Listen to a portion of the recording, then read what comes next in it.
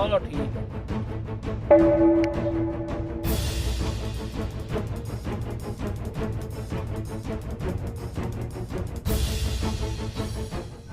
भाईजान हाँ जी। अब बकरा भेजना ले ले सो। नहीं भाई मैं नहीं लेना।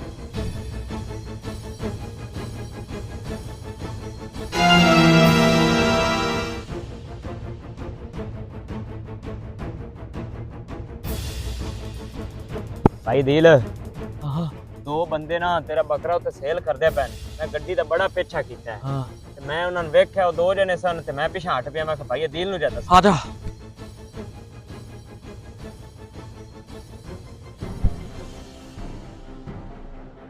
भाईजान बकरा बेचना है।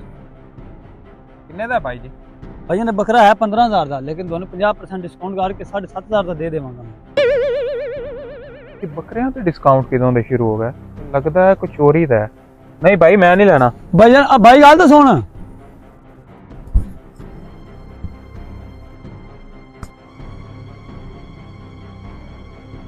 दिल जे तू एवें जावेगा ना तेनू पहचान लैन, ठीक है ना? ते तेनू बुरका देना तू कर दे जा। हाँ लिया बुरका यार।